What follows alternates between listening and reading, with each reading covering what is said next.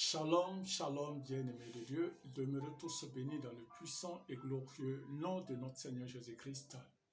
C'est un réel plaisir pour moi de vous retrouver au travers de cette chaîne appelée Israël Eli Rehoboth. En d'autres termes, Rehoboth pour dire Dieu nous a mis au large.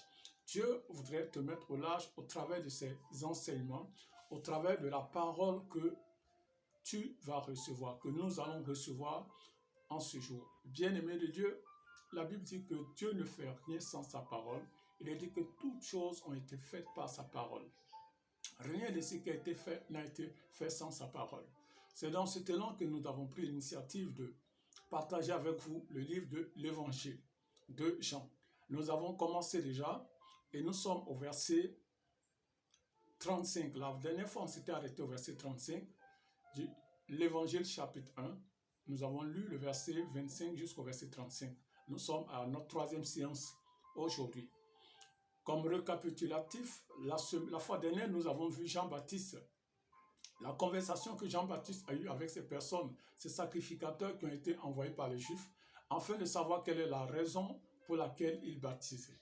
Et cet homme a dit qu'il n'est pas le Christ, ni Élie, ni un des prophètes bien-aimés de Dieu. Et après cela, nous avons vu Jean-Baptiste, l'entretien de Jean-Baptiste avec Jésus, où il a dit que voici l'agneau de Dieu, celui qui ôte le péché du monde. Il a dit cela à ses disciples.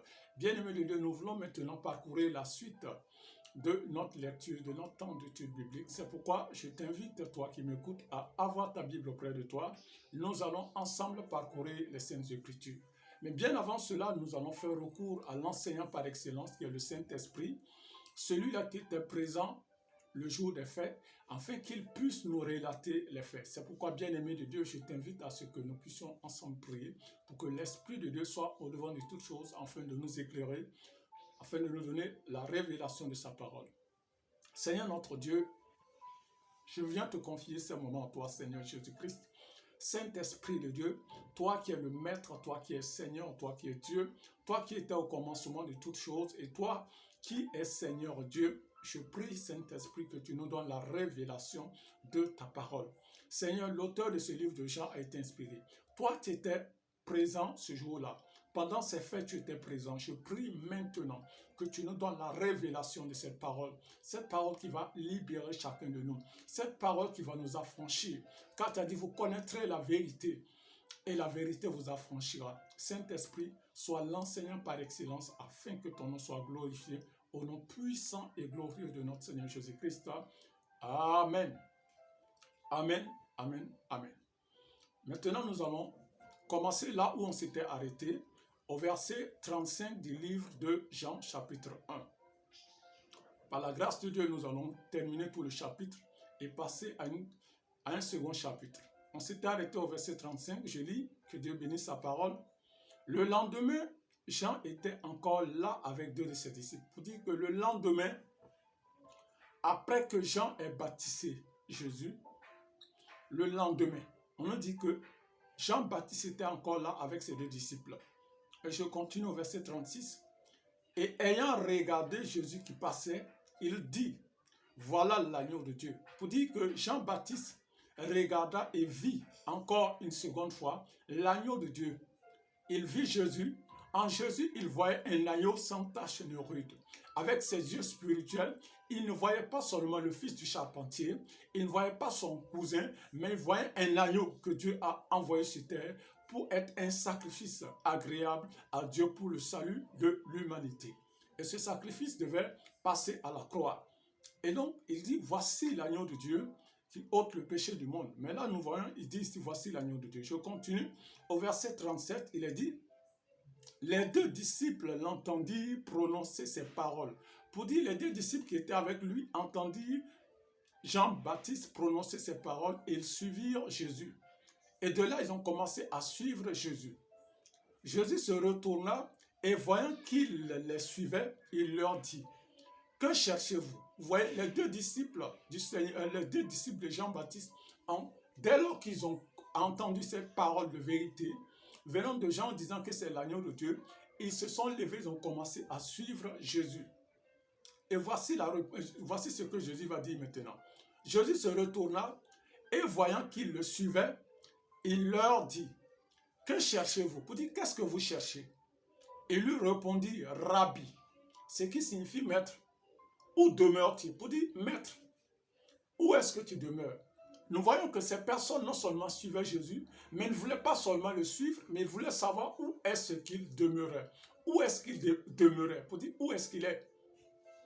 Ils ne voulaient pas seulement le suivre. C'est pourquoi, bien-aimés de Dieu, nous voyons certaines personnes dans le corps de Christ qui suivent le Seigneur. Pour dire, ils sont des suiveurs, mais ne sont pas des personnes qui demeurent avec Dieu. Nous, étant dans l'église, nous pouvons être des personnes qui sont des suiveurs, mais qui ne sont pas des personnes qui demeurent dans les principes de Dieu. Que le Seigneur nous éloigne d'être suiveurs. Parce que lorsque nous observons les Saintes Écritures, nous voyons que la foule aussi suivait Jésus, mais la foule ne demeurait pas avec Jésus. C'est que vous êtes d'accord avec moi. Il y a toute une multitude de foules qui suivaient Jésus. Et la foule qui suivait Jésus, ils suivaient Jésus pour leurs propres intérêts. Ils suivaient Jésus pour le pain. Mais ceux-là ne voulaient pas seulement, ces deux disciples ne voulaient pas seulement suivre Jésus, mais voulaient demeurer avec lui.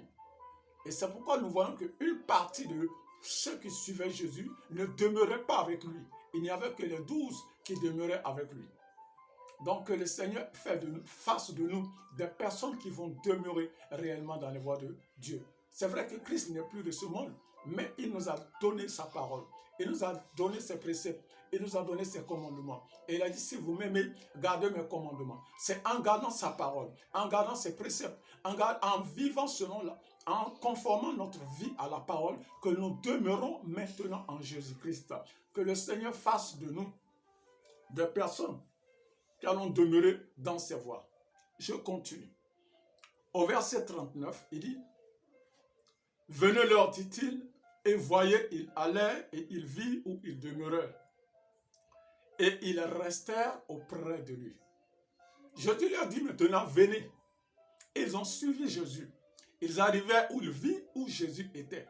Ce jour-là, c'était environ la 10e heure. Pour dire que c'était environ la 10e heure. Je continue pour dire, le soir maintenant, de nos jours, aux environs de 16 heures. La 10 heures qui est 16 heures de la journée. Donc je continue, nous sommes au verset 40.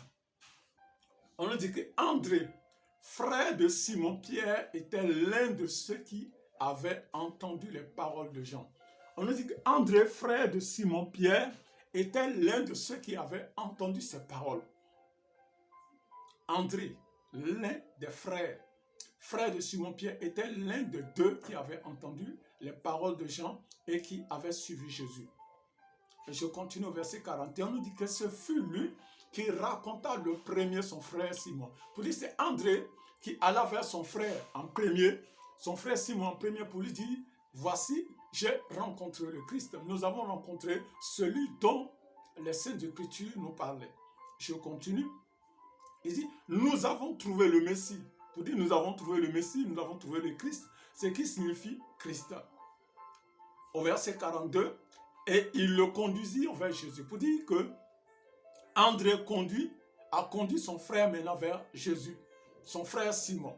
Et je continue vers Jésus. Et le conduisit vers Jésus. Jésus l'a regardé, dit. Pour dire, là encore, Jésus l'a regardé. Pas avec le regard naturel, mais avec un regard Dieu spirituel. Il regarda André. Et il regarda Simon, du moins. Jésus, ayant porté le regard sur Simon, il a vu qu'il fallait qu'il lui donne un autre nom. Et voici ce qu'il va dire. Puisque le nom a un impact, a une influence sur notre personne. C'est pourquoi la Bible nous dit qu'on lui a donné un nom qui est au-dessus de tout nom. Afin que en ce nom, tout genou fléchit, toute langue confesse que Jésus-Christ est Seigneur. Pour dire le nom qui est attribué à une personne a un impact sur la vie de la personne. Maintenant, Jésus ayant rencontré Simon, l'observa, il vit qu'il fallait qu'il lui donne un autre nom. Puisqu'il veut à la longue lui assigner une mission. À la longue, ce serait Pierre qui devait bâtir son église sur Pierre. Et c'est pourquoi, voyant que Simon ne passera pas, il lui faut un autre nom. Et je continue. Il dit, tu es Simon, fils de Jonas, tu seras appelé Céphas, ce qui signifie Pierre. Vous voyez? Jésus a vu dès la première rencontre qu'il fallait qu'il donne un autre nom à Simon-Pierre pour que ce nom puisse impacter sa vie, sa destinée. Je puisse, en continuant. Au verset 43. Le lendemain, Jésus voulut se rendre en Galilée.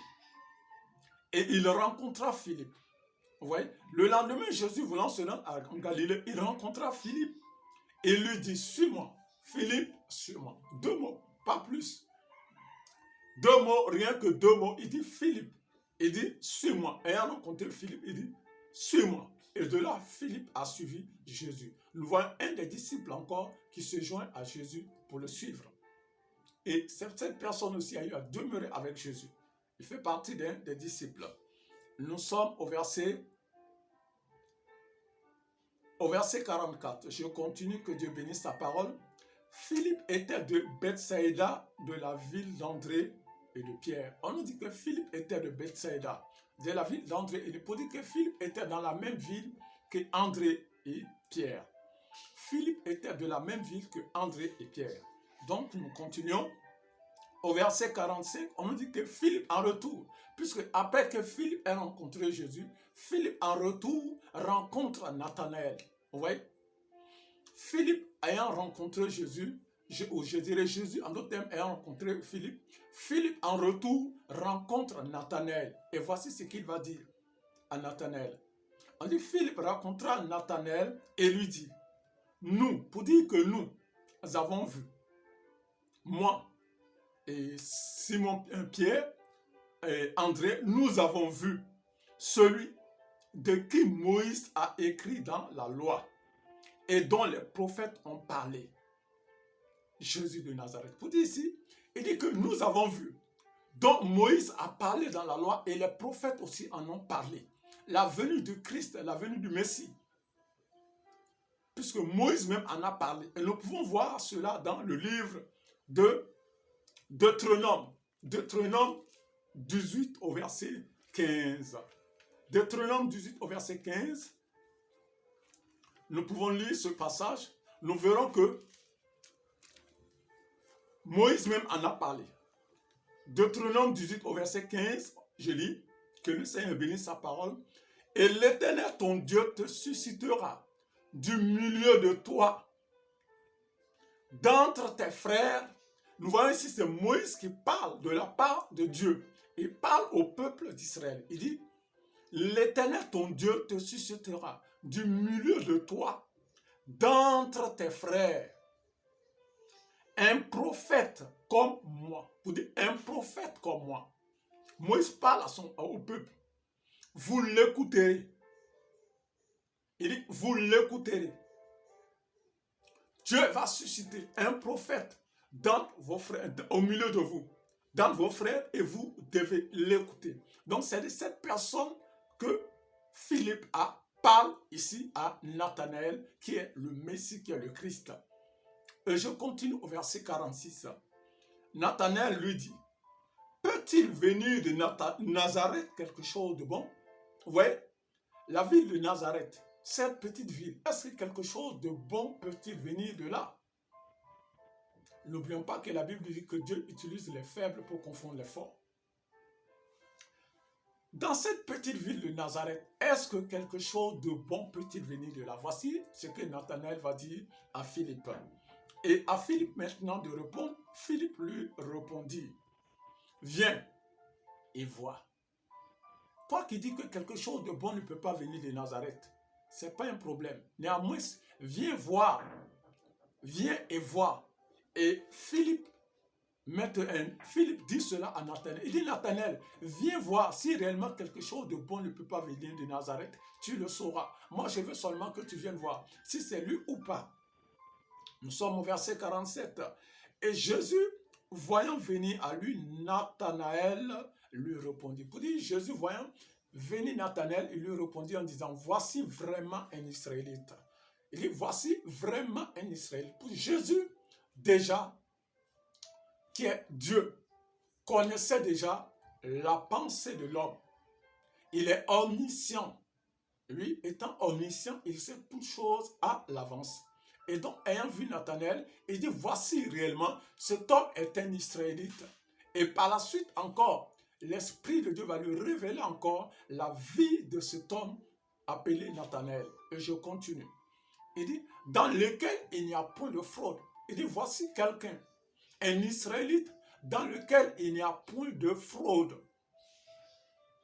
Jésus avait déjà parcouru la vie de cet homme, il savait déjà qui il était, Nathanaël. Et je continue au verset 48, à Nathanaël maintenant de parler. D'où me connais-tu? Il dit, où est-ce que tu me connais? Et lui répondit Nathanaël. Jésus lui répondit, avant que Philippe t'appelle, pour dire avant que Philippe ne t'ait appelé, quand tu étais sous le figuier, je t'ai vu. Gloire à Dieu. Pour dire qu'un acte s'est passé sous le figuier.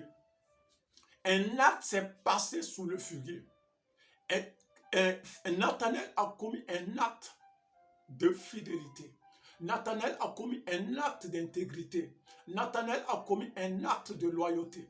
Pour dire, sous ce figuier, Nathanaël pouvait se détourner des voies de Dieu comme il pouvait se détourner des voies de Dieu, comme il pouvait obéir à Dieu. Et Dieu, Jésus a vu le bon geste de Nathanaël sous ce figuier. La bonne conduite de Nathanaël qui est conforme au principe de Dieu. La Bible ne nous dit pas qu'est-ce que Nathanaël a fait sous ce figuier, mais pour dire c'est un acte de loyauté. Jésus a vu cet acte de loyauté que Nathanaël a commis sous ce figuier. Jésus a vu cet acte d'intégrité et de franchise sous ce figuier, d'honnêteté sous ce figuier. C'est pourquoi il a dit, voici un homme en qui il n'y a point de fraude. Dieu peut-il te dire cette parole? Est-ce que cette parole peut être adressée? Un homme en qui il n'y a point d'inéquité, de fraude. Est-ce que cette parole, Dieu peut le dire te concernant, que le Seigneur met sa crainte en nous? Parce que là, nous voyons que Nathanaël avait déjà la crainte de Dieu. C'est pourquoi Dieu, ayant vu cela, a dit réellement, voici un homme en qui il n'y a point de fraude. Je continue. Il dit, quand tu étais sous le figuier, je t'ai vu. Nathanaël répondit et lui dit, Rabbi, instantanément, cet homme qui doutait de la nature de Christ, instantanément, après que Christ lui ait révélé son identité, je dis bien, après que Christ lui ait révélé son identité, il dit, Nathanaël répondit et lui dit, Rabbi, tu es le Fils de Dieu, tu es le roi d'Israël. Tu es le Fils de Dieu, et en plus d'être le Fils de Dieu, tu es le roi d'Israël. Et je continue. Au verset 50, Jésus lui répondit, parce que je t'ai dit que je t'ai vu sous le figuier, tu crois? Tu verras de plus grandes choses que celle-ci. Jésus dit, c'est parce que je t'ai dit que je t'ai vu sous le figuier que tu crois déjà, mais ça, ce n'est rien. Sache que tu verras de plus grandes choses. Il y a de grandes choses en cours de route que tu vas encore voir. Bien-aimé de Dieu, pour dire que si nous croyons en Dieu, Dieu va nous émerveiller. Si tu crois en Dieu, Dieu va te merveiller, Dieu va nous émerveiller. Il a dit, si tu crois, tu verras la gloire de Dieu. Donc, que nous puissions réellement mettre notre confiance en Dieu et ne point douter. Je continue. Au verset 51, pour terminer le chapitre de Jean, je continue. Et il lui dit, en vérité, vous verrez désormais le ciel ouvert et les anges de Dieu monter et descendre sur le Fils de l'homme. Pour dire, il voulait dire tout simplement là, en vérité, je vous le dis, vous verrez désormais les jours à venir, les anges de Dieu, le ciel s'ouvrir et les anges de Dieu être au service du Fils de l'homme. Les anges de Dieu être au service du Fils de Dieu. Oh, gloire à Dieu. Bien-aimé de Dieu, toi qui es héritier et co-héritier avec Christ, comme le dit dans Romains 8 au verset 17, que nous sommes héritiers et co-héritiers avec Christ, que le Seigneur amène des anges qui seront à ton service. des anges qui seront à mon service, dû à la crainte de Dieu que nous avons, dû au fait que nous nous soumettons à la parole, dû au fait que nous demeurons dans les voies de Dieu. Et bien aimé de Dieu, et de là, nous pourrons témoigner la grandeur de Dieu. Toi et moi, nous pourrons dire que réellement le Seigneur nous a mis au large. Bien aimé de Dieu, nous sommes à la fin du chapitre 1.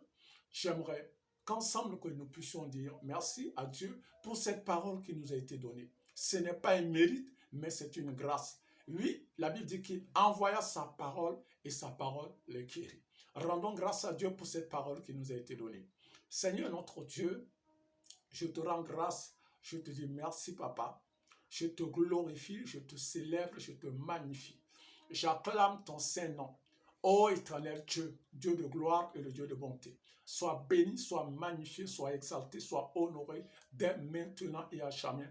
Au nom puissant et précieux de Jésus-Christ. Amen. Amen, amen, amen. Nous allons passer à la séance de prière. Tu vas répéter après moi. Éternel Dieu, après avoir entendu ta parole, cette parole qui lave et cette parole qui purifie, je te prie de me laver en ce jour. Que ta parole me lave et que ta parole me purifie pour que je puisse être agréable à toi. Oh Dieu, je reconnais que je suis l'auteur de toutes ces transgressions. Je reconnais que je suis l'auteur de toutes ces iniquités. Je te prie, Père, de me laver et de me purifier en ce jour pour que je puisse demeurer dans tes voies au nom puissant et précieux de Jésus-Christ. Amen. Lorsque nous avons lu le verset 39, nous avons vu où les disciples demandaient au maître, après qu'il ait suivi Jésus, ils ont demandé au maître, où est-ce que tu demeures pour que nous puissions demeurer avec toi. Bien-aimé de Dieu, nous allons faire cette prière en disant au Seigneur, amène-moi à demeurer dans tes voies. Répète après moi. Oh Dieu, je ne veux pas seulement être un suiveur, mais je veux être une personne qui va demeurer dans tes voies.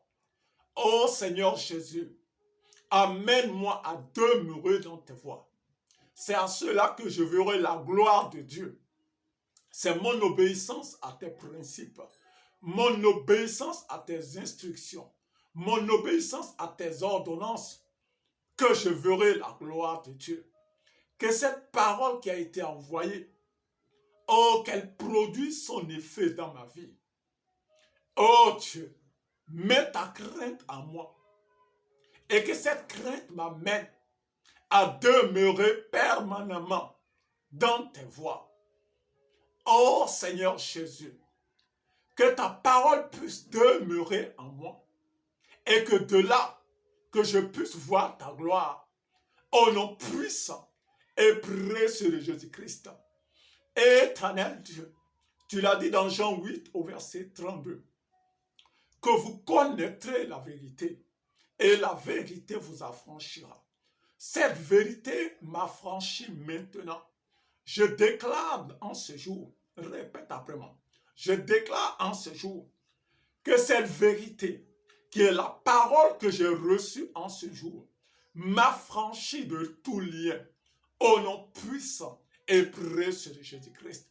Que cette vérité m'affranchit, répète encore après moi, que cette vérité m'affranchit de tout lien au nom puissant et précieux de Jésus-Christ.